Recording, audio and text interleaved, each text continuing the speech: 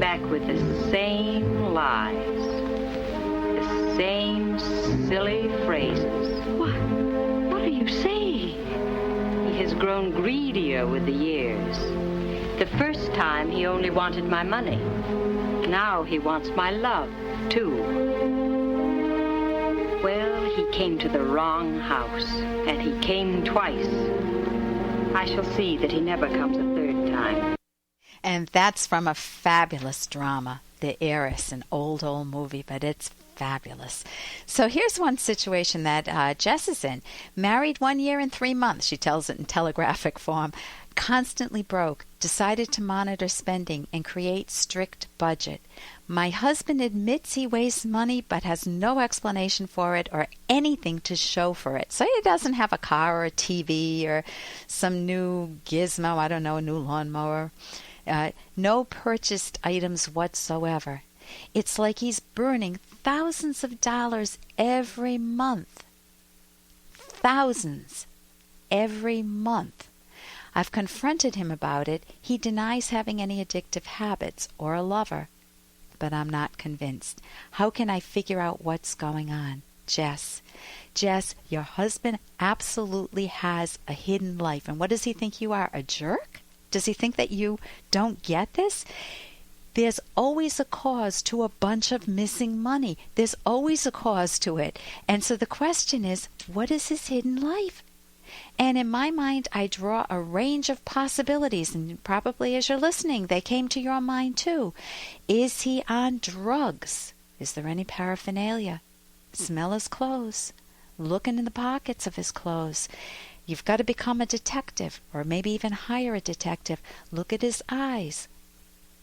Look at who he hangs with. So you can monitor that. Is it something to do with drugs? Is he involved somehow with some underworld?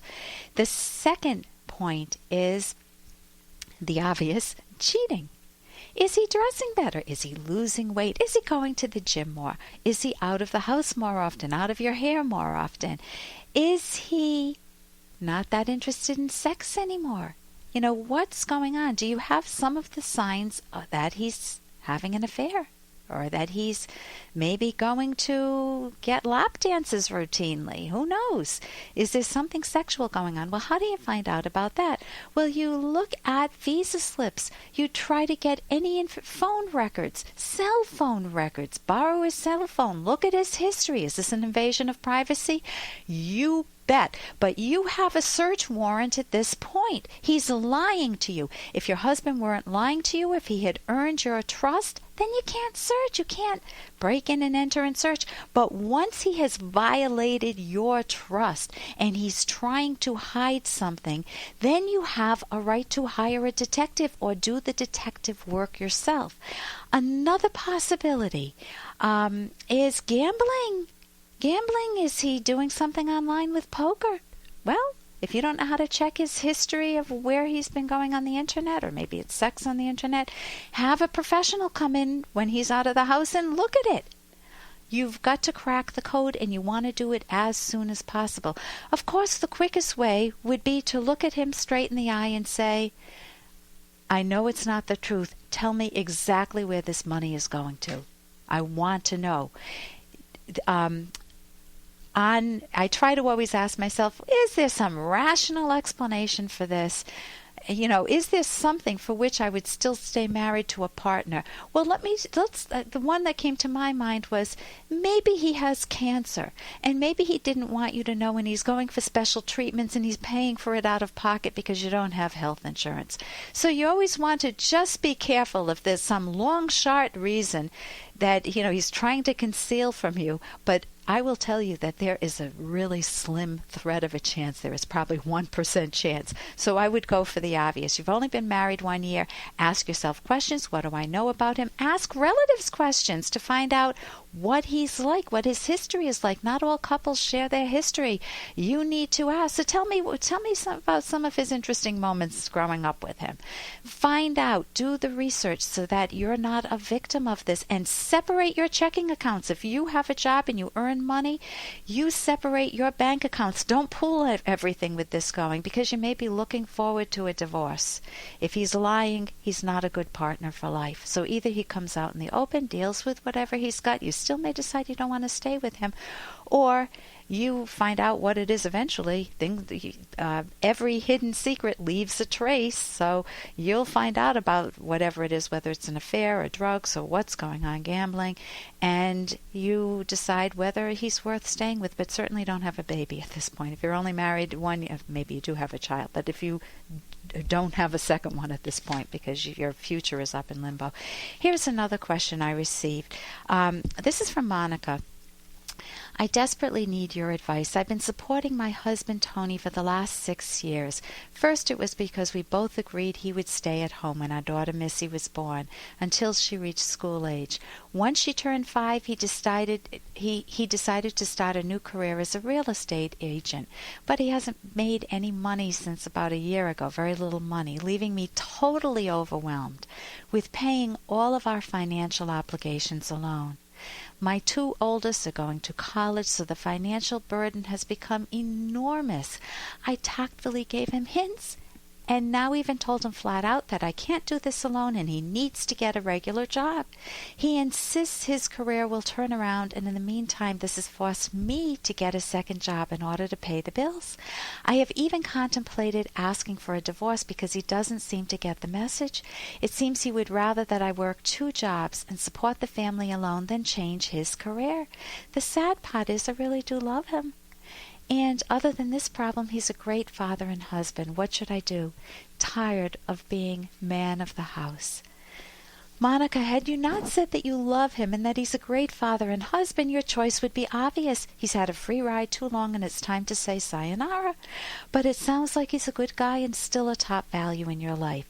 So notice resentments, the anger is showing up in your relationship. You are really angry with him.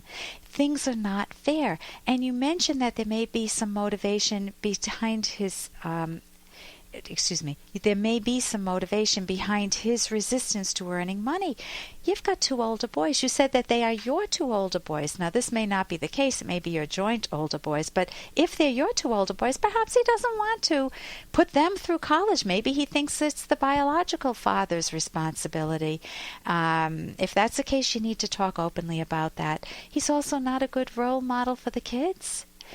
So if it were an adolescent kid who refused to work, you cut off his financial allowance. But in this case, it's your hubby. So what you can ask him what other solutions he's thought of. Let him know how serious it is. No more hinting. You can say, Tony, I think you're a wonderful dad, and you're good to me in so many ways. I want to make the work issue fair. I don't feel heard. I feel resentful. I feel frustrated. And I feel robbed of my ability to enjoy Missy. I'm working all the time. I know you thought real estate would pan out, but it hasn't. And it's not fair for me to shoulder the burden when you can pick up a job, a stronger job. If you'd like, let's work together so that within a month's time you have a solid job with reliable income and I can quit my second job. I don't plan to nag you. I don't want to be put in the role of the critical parent with my own husband. This is in your hands.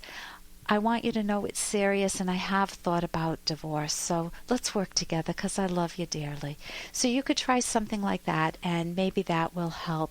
He's doing something very nice for himself if he gets a job too, because that's his identity, and he doesn't want to feel like he's being taken care of by a woman. He doesn't want to feel like the house husband for life. So it's for his own self-respect, too, that he gets a job. I'm Dr. Ellen Kenner. It's been great being with you this week, and look forward to talking with you again next week on The Rational Basis of Happiness.